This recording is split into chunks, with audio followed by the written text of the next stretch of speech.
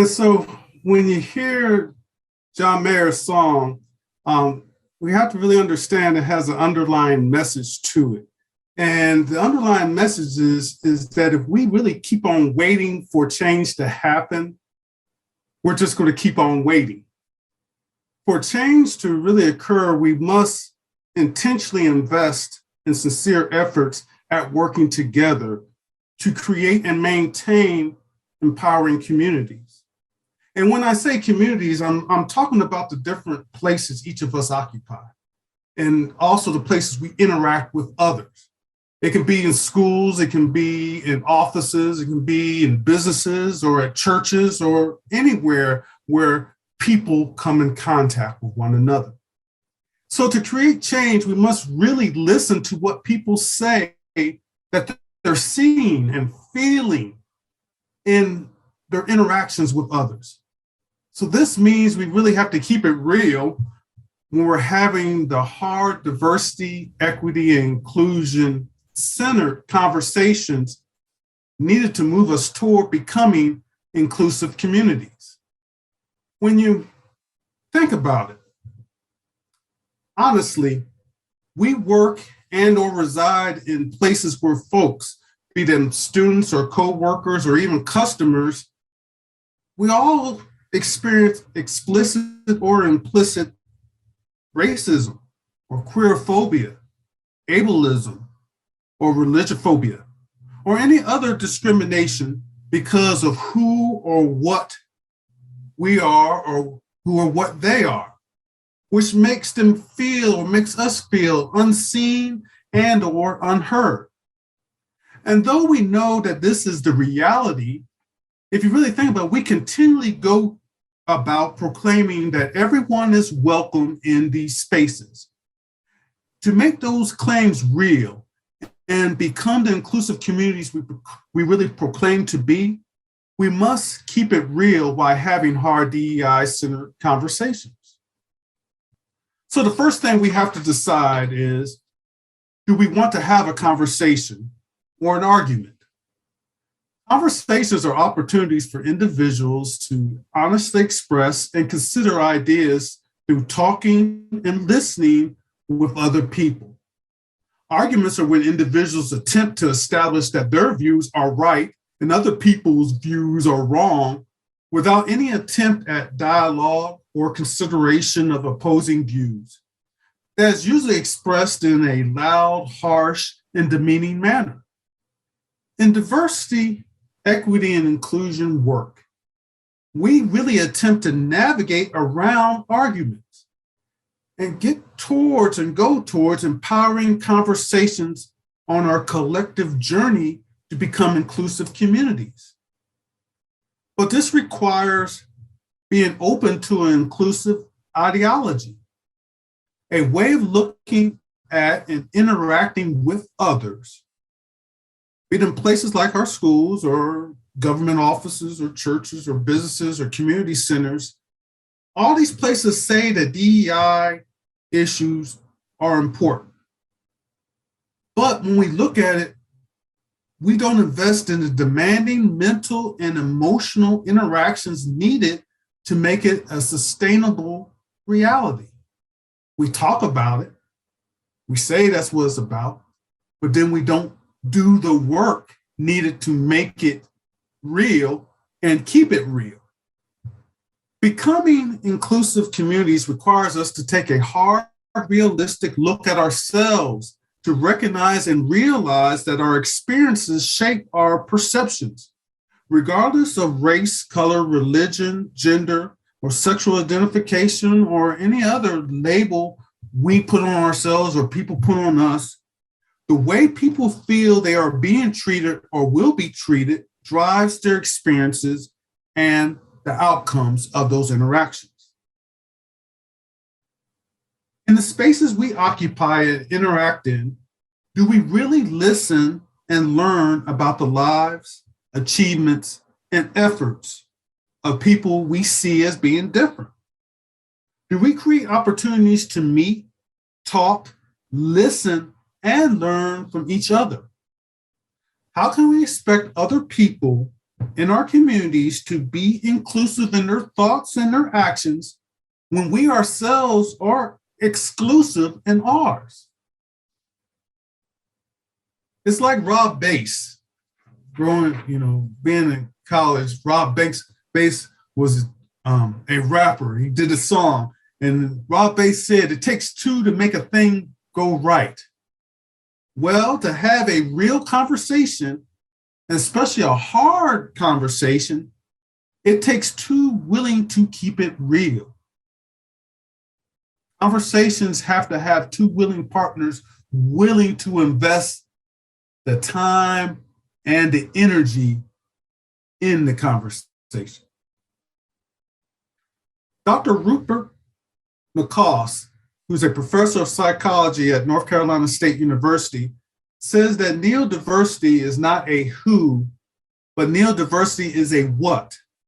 And neurodiversity is the current interpersonal situations we live in today, where all of us have encounters and interactions with people who are not like us in some way, be it sexual orientation, race, religion, political identity, bodily condition, gender identity, mental health condition, sex, or ethnicity. But why is it important to understand neurodiversity? Because the reality is interpersonal situations can and do cause most of us to experience something or somewhat of a level of intergroup anxiety. Intergroup anxiety is a discomfort about interacting with people who are not like me. And when left unexamined, that anxiety can make a person lose perspective and turn toward paranoia, an unrealistic belief that other people are out to get them. They're not like me, so they're out to get me. But all of us aren't like, there's nobody like us. We're all different. So we're all experiencing that anxiety, all, personally and in the group. So one thing about keeping it real is, first of all, identifying that, yes, I have that also, along with the people I'm having these conversations with. And so an example of interpersonal situations are conversations. Conversations hold no guarantees of agreement and or resolution. We can talk, and it doesn't mean that as we get done having the conversation, we both would agree on the same thing. We can have had this conversation for an hour on end and go away and still not being closer to a resolution. But to even have a chance of the conversation succeeding, conversations must be based on truth. So we can't be afraid of the truth. But our intergroup anxiety is something we avoid admitting. Our anxiety that we're scared of people who aren't like us. We're scared of what they might think of us or how they see us or what I think about them. We avoid admitting this. And if we avoid admitting this reality, that makes having DEI-centered conversations even harder to happen. If we are lying to ourselves, then our conversations are based on lies. So first of all, to have these hard conversations, we have to be honest. We must really admit that we're human, which means we have biases, hangups. Working in DEI, in the DEI world, doesn't make us perfect in recognizing, understanding, or practicing DEI actions. We all make mistakes. Acknowledging that all of us share this reality allows us to have a more impactful conversation with one another. And so how do I do that?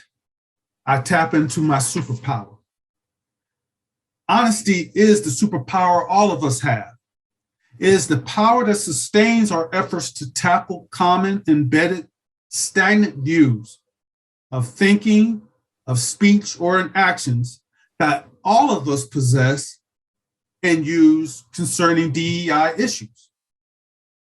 Honesty gives us the power to overcome common arguments like, I don't know what to say, or I don't know what to do when a DEI issue all of a sudden is there, or we're confronted by it.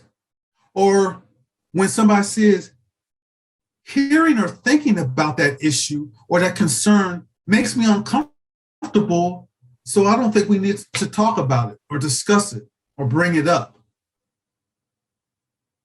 When those things happen, when those excuses are given, that makes our attempts of having the hard conversations fall short. When we don't tap and use our superpower of honesty, then our DEI efforts aren't going to work. Recognizing and acknowledging that we have differences affirms our diversity.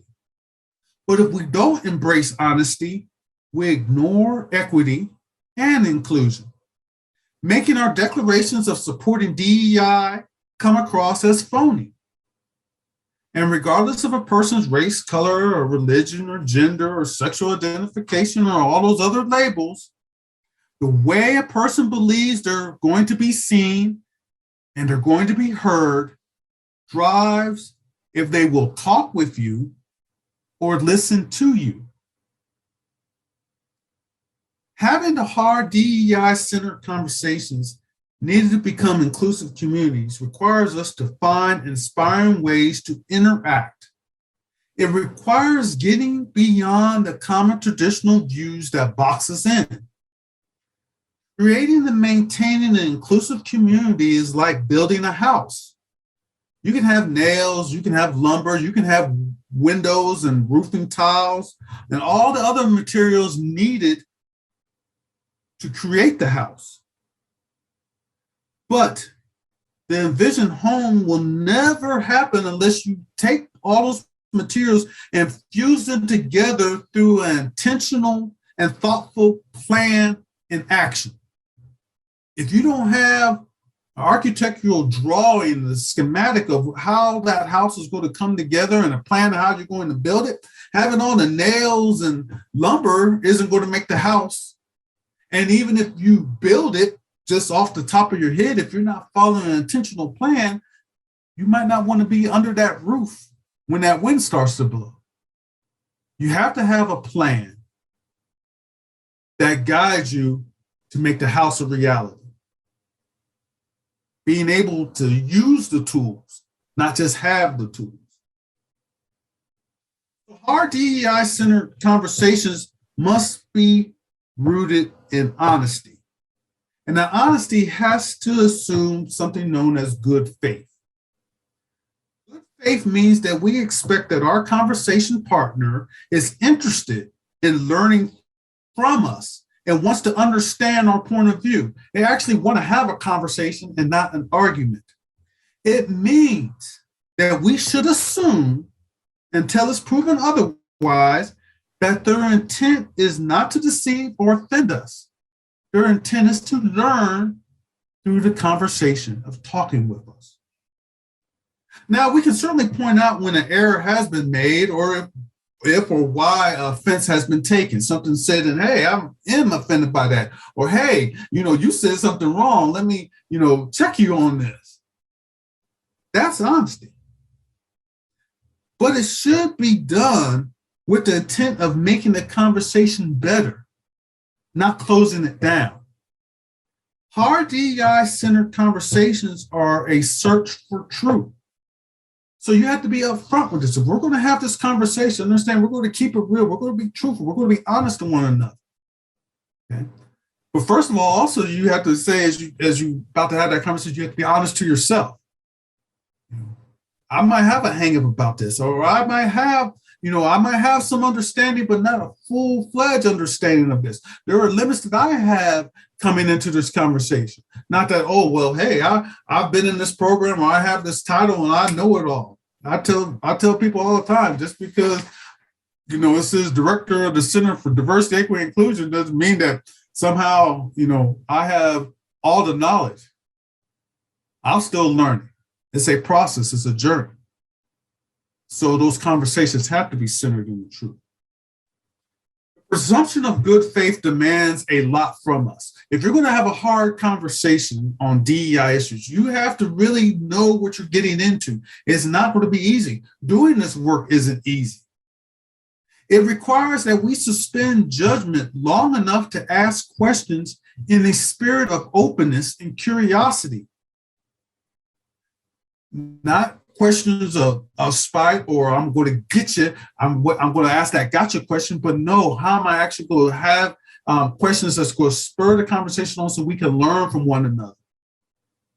If we do disagree in the conversation, the focus should first be on figuring out why we are disagreeing. What is it that makes us not agree on this? What is it that I have, this issue with, or you have an issue with? It means understanding that criticism, when you critique something, criticism is not the same as condemnation.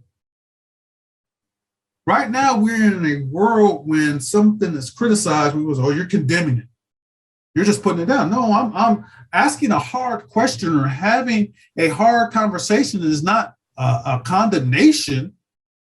It's the growth that's needed, hard growth. As I tell my students all the time, there's a reason why they call it growing pains. Growth isn't supposed to be easy. Growing pains means it's going to be painful, but you are in that process and actually learning and growing. You get through it. Condemnation is I'm in here to shut it down. I'm not trying to grow. I'm just trying to hurt. There's a difference in that. Good faith means taking time to thoughtfully consider the other person's perspective before praising or condemning it. Now, again, remember, as I said in that conversation, you can thoughtfully consider their perspective. Doesn't mean you have to agree with it. I can hear you out and say, okay, I can see why you're saying that. Now, I still don't agree with what you're saying, but now I can see why you're saying that.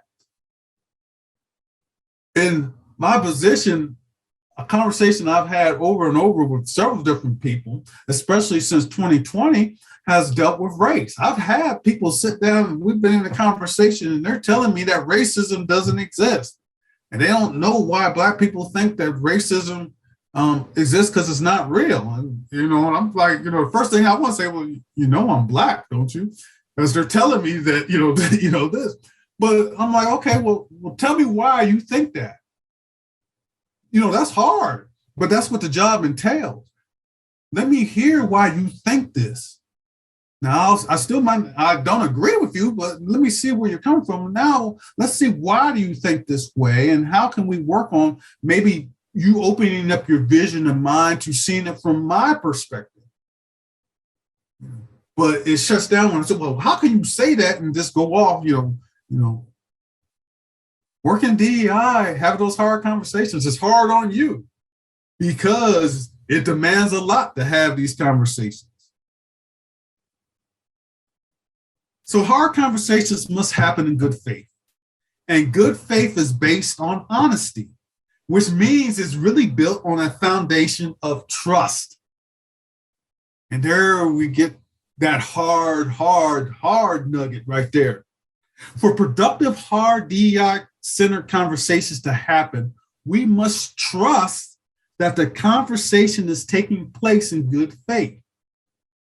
Positive outcomes can't happen if we don't trust one another. But trusting somebody is scary. I had a conversation with my young nephew. It was right around Valentine's Day. And one of those first-time crushes. And he wanted to tell the young classmate that he'd like to give her a Valentine. He wanted to, tell her he liked it. But he didn't know, should I do this or what? And I said, you have reached the age where you have found out the hard thing about conversations. You have to open yourself up. And that's why it's scary. Trusting somebody because they might not, like you back in this case. Trusting that they're not going to hurt me. Trusting that they want to have a conversation, actually learn something, or at least converse in a way that's going to push us understanding DEI issues. Trusting my conversation partner. That's scary because what happens if I judge wrong? What happens if I thought I could trust them and all of a sudden they proved me I was a fool for trusting them? Trust is scary. So it might be scary, but it's so much what we need for those conversations to actually happen. For many of us, the idea of having respectful and honest, hard conversations where we talk and, more importantly, listen to different opinions concerning subjects like race or politics or religion or sexual identity or all those other hard issues, having a conversation about that is scary because conversations are journeys into the unknown. We don't know which way. We might think it's going to go right straight down the middle. Also, think the kick to the left. Oh, I didn't see that coming. Maybe I should have just been quiet. It is common to feel that the serious introspection holds the potential that different opinions may change us. What was if we have this conversation and all of a sudden, I was thinking it was A, but I've talked to this person and now they've done convinced me that it's really B. Was I wrong for thinking it was A for so long? So conversations may change the way we see things. Or it could be more like this. What happens if we don't agree what's being said in the conversation? Does that paint us as a bad person? No, again, it comes back to, like I said before, I've had all these different conversations with coworkers, with peers that I work with students that I teach. Somebody's telling me that they don't believe in race. Think about also they're trusting me that I'm not going to judge them as being, oh, well, man, you must be a racist then, that you don't think that racism exists, and all of a sudden you must be, because I just said something that isn't popular. We're here where we are in Madison County. We have a strong GOP hotbed. We have students that have, Make America Great hats on and things like that. They're still my students. They have to trust that, hey, you're going to teach me and treat me as a person and not just as a label on his hat. I have to trust them that they're not just seeing me as something that's uncommon because I'm, one of only a few African-American people on the campus, as a teacher. Those conversations, that journey unknown, that it could still go straight, it could kick to the right, it could kick to the left, it could kick all the way around where you don't think. That's what makes these conversations so hard and scary, because they're so uncertain. But how do we achieve trust? It goes back to our mindset. It goes back to what we think, how we think. Because remember, the way we think drives what and how we do things. What's on your mind? How are you thinking things through? How do you see things? How do you envision what's going on? Having the hard DEI-centered conversations needed for us to become inclusive communities requires us to actively embrace using introspection as a fuel for our imagination that will spur innovative ways for us to embrace an inclusive vision. We got to be inspired to think outside that box, and not just think outside the box, but actually get outside the box. These are actions of inclusion that demonstrate our awareness and understanding of how the intersection of culture and diversity, race and religion and gender and all those labels I keep talking about, how they involve and impact all of us. There's so many levels to who I am as an individual. There's so many levels to who you are as an individual. For me to remember that what makes me unique, also there are things that make you unique. And then we have to find a way to compromise and make both our uniqueness come together for a better community. Not that, well, I got to find a way for you to follow me and embrace my uniqueness and push down yours. How do we bridge all those levels? Inclusive communities are rooted in relationships.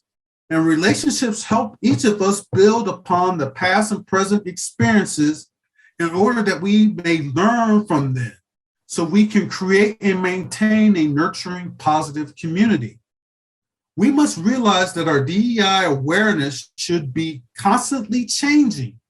Our perspective is changing because the world is changing. Who you are today on March 14th, 2022 is a different person than who you were on March 14th, 2020. Your perspective has changed. Over this past 2 years, your perspective has changed. Your awareness has changed. And where you're going to be on March 14th, 2023 is different than where you are today. It is constantly changing. So the way we interact with others must also change. We can't keep just doing, well, that's just the way it's always been. Well, no, things aren't the way it always meant. I always tell this thing, I grew up with the old rotary phone. You know what hasn't changed? That cell phone does the same call that the rotary phone does. Well, that cell phone does a lot more than that rotary phone. I know if I had that rotary phone, I can't look up on Google and I can't FaceTime and hit Instagram, but I can still make a phone call. So some things are the same. I can still make a phone call on a rotary phone as I can do on a cell phone, but then that cell phone has all these other changes to it. So though there might be some similarities, there are differences. Things have changed. But as humans, we have a strong unwillingness to change our opinions. And we usually engage in elaborate rationalizations to provide explanations for why we don't need to change, even though the evidence might tell us differently. There are several ways that we justify our resistance to change. And these are the ways that also we come in as we start having those hard conversations. A lot of times this is what you're going to run into. So you have to be thinking ahead of this. But also this is sometimes we use it ourselves. So we have to be aware of this. First of all, there's the counter argument. Have you ever tried to have a conversation with somebody and you say something and the first thing they come back with is like, yeah, but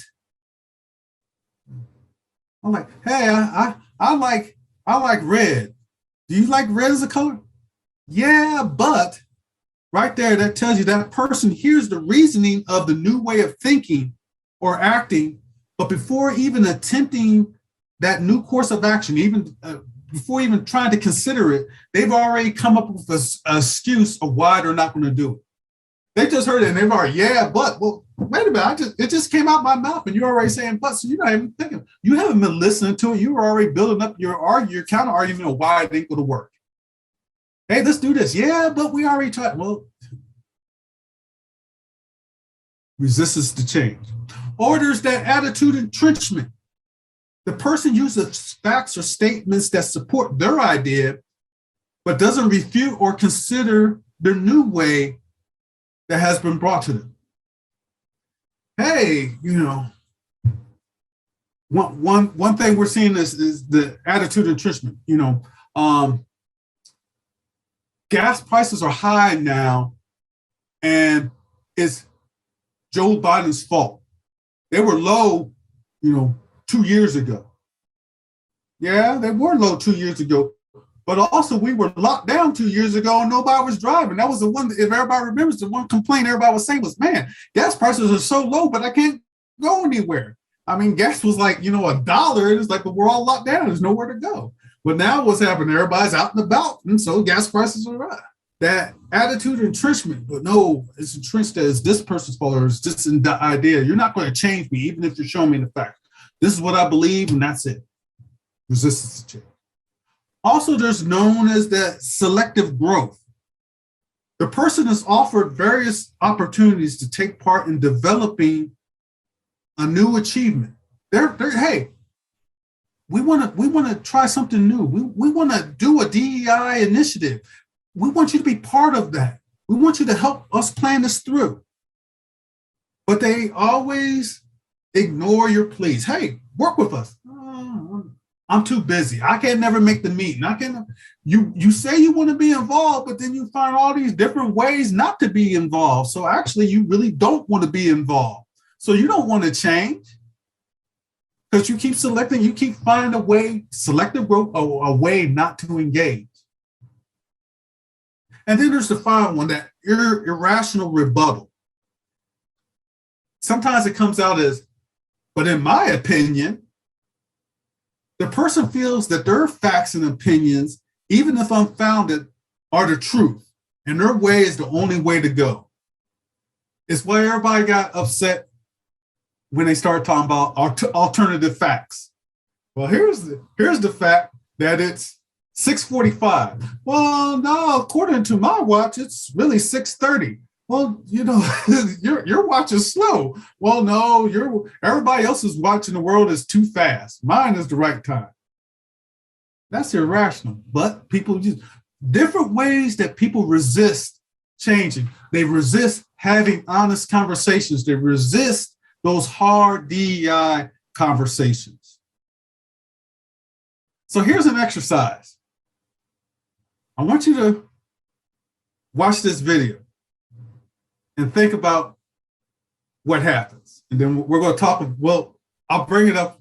Watch the video. I'll just say that. Watch the video.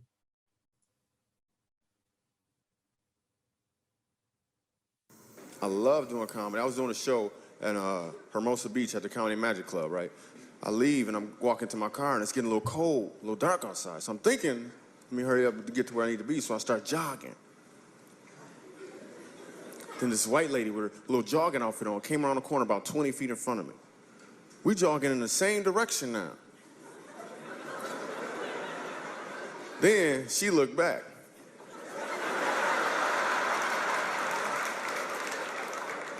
She started jogging faster. So I looked back too.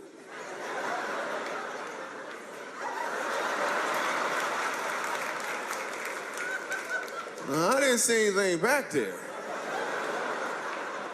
If a white person's scared of it, Michael Jr. is scared of it too.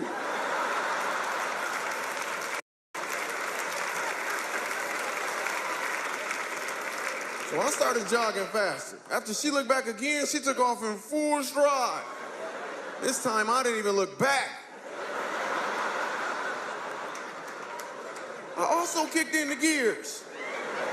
I could have easily passed her up, but I'm thinking, no, I can't just leave this defenseless lady out here by herself. Whoever back there gonna get her.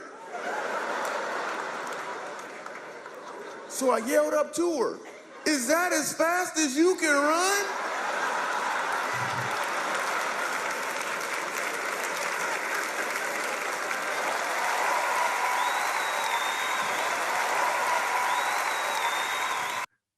So the truth is, we all know what the joke was. You could hear the people start laughing even when he just said, well, we're just two people running. People already knew what the joke was going to be.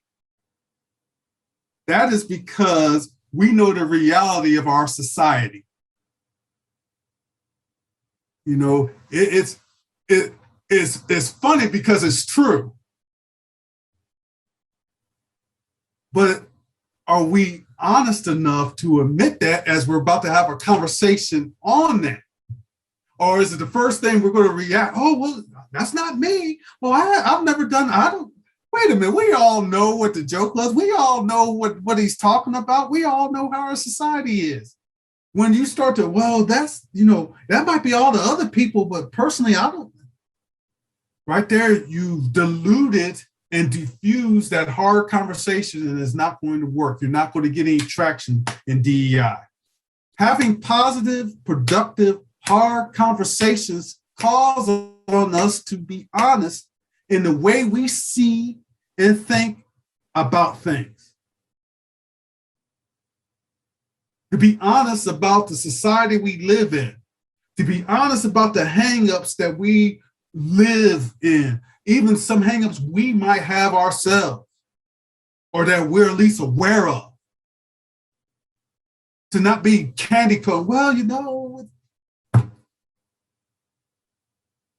being tough. But that's also why it's so important to listen, to invest in concentrating and paying attention to what the other person is thinking and saying. If I'm Michael Jr. and I'm talking to somebody who, let's say, is a white ally, and I'm telling them this happens, I'm like, well, I can't, I don't, that would never happen here. People aren't that way around. You're not listening to what I'm saying. You've already, a lot of times you get there. Well, not here, not me.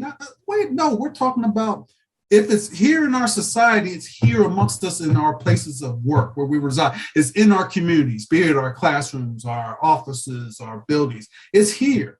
And if we're not going to be honest about it, then we're never going to get any traction. If we're not going to be honest about it, we can never have those hard conversations. So really, when you think about having hard DEI conversations requires acknowledging the reality of something like microaggressions. Gaining awareness of the neurodiversity we all have and how consciously or unconsciously we hurt one another when we lose sight of that. Again, there's microaggressions. Yes, a lot of times everyone wants to think about race, but there's microaggressions across the board in other ways. Sexual orientation, religion, gender roles, ableism. Oh, I might be really aware when it comes to race, but hey, one thing I've never lived is as a woman. So I'm probably, and I know, ain't no probably about, I know I'm not as versed on gender issues. And me to dismiss that would be me being untrue about that. I need to be upfront. Putting the skills of listening and awareness together enables us to develop an understanding about the importance of good faith, which is rooted in honesty and trust, and which enables us to have productive, hard conversations. To not give in to the common defensive reaction of not me, not us, not here. I talk about it here on campus all the time. I said, there's always, when I bring up something, if I can bring up, let's say, again, I'm just touching on racism. If I say, we need to really have conversations about racism. Well, we don't have it here. Well, okay, for a place that nobody has any problem with racism, why are we having racist problems then? Oh, we all get along. We don't have any problems with our LGBTQIA plus community. Really? Then why are members of that community saying that there's a problem? If everybody's doing it, then how are they saying it's not being done? We have to be tough enough and honest enough that when we're confronted with the reality of people's experiences, we actually listen to those experiences and work to learn from those experiences and grow through those experiences. So you can't let fear or being uncomfortable be the barrier to having a hard DEI-centered conversation. Hard conversations happen when we have the courage to step beyond the me and embrace the we. It's about coming to understand where we can find common ground. It's also about gaining a clear, realistic knowledge of why we don't or won't agree on some things. Me and a student a couple of weeks ago were having a conversation, and I told him, I said, we're not going to agree on this. I said, I'm going to hear you out, but we're not going to agree. We were talking about Confederate monuments. Okay. But also we were having a conversation about it. But I also, just because we had the conversation doesn't mean that we're going to leave the conversation and be in agreement. But he can know why, understand why I'm not going to agree with him. These are my points of why I don't agree with that they need to be around. I'm hearing your points of why you think they should be around, but we can have it. We might not meet up, but we can have this conversation and learn from one another. Now, hopefully, as we can continue to have these conversations, hopefully that you'll start, again, hopefully you'll see it my way eventually, but the whole idea, he's probably thinking the same thing, but that's part of the conversation. At least we can keep on talking. But we can never gain this understanding, this realistic knowledge of why we don't or won't agree on something, or a clear understanding of where they stand. We can never gain that understanding if we never honestly talk and listen to one another. If I never really hear what they're saying, we're never going to move forward. And that's important because we often don't believe we possess the courage to have hard conversations. We don't see it in ourselves. I'm not strong enough to have that kind of talk, that kind of keep it real talk. But when we become aware that we do possess that courage, that all of us have that superpower of honesty and of truth, that we do have the courage to have those hard conversations. It takes a concentrated effort not to ignore it. You have to concentrate really hard with those slides. A lot of times you see, again, I always put this disclaimer. My brother-in-law works for FedEx, but this is not a promotion of FedEx. I'm proud of it, works for FedEx. But this is the thing that sometimes I see. A lot of times you don't realize there's that arrow until that arrow is pointed out to you. Now it's hard not to see that arrow all the time. Well, that's about the same thing of having courage of hard conversations. You might not realize, I really don't have courage. You think that, but then when you realize you have the courage, you see that arrow. Now you can't ignore it unless you put effort into ignoring that you have that conversation. And so it comes down to DEI work isn't a kumbaya love fest. You know, that's sometimes about, oh, DEI, you just want to know. It's not about us all go hand in hand, we're going to love one another. It's about having hard DEI conversations isn't going to be easy. It's understanding that it's really tough. It's hard. It's scary. It's frustrating. It's growing pains. But if you keep these conversations rooted in reality, they can be a means to becoming an inclusive communities. Again, be it that community is your classroom, your office space, your business, your church, wherever it is that you're interacting with others. Could be your living room, could be your bedroom with your partner. Just because you're with somebody doesn't mean you agree on everything. The question is, how strong of will and determination in focusing on this are you and your peers and coworkers in having these hard conversations of reaching a goal of having an inclusive community? Thank you for listening to me. Hopefully it didn't put you to sleep. The time that we shared, and hopefully as I'm going to stop sharing my screen, and if we want to have a further conversation of some things that maybe something came to mind, but also feel free, that is my email and that is my contact, my office number. Feel free always to email me or call me up, and we can always continue having conversations, and hopefully, or come by and visit, and maybe we can have some hard conversations. But that's what I thought of when I had this chance to talk to you, and I appreciate it.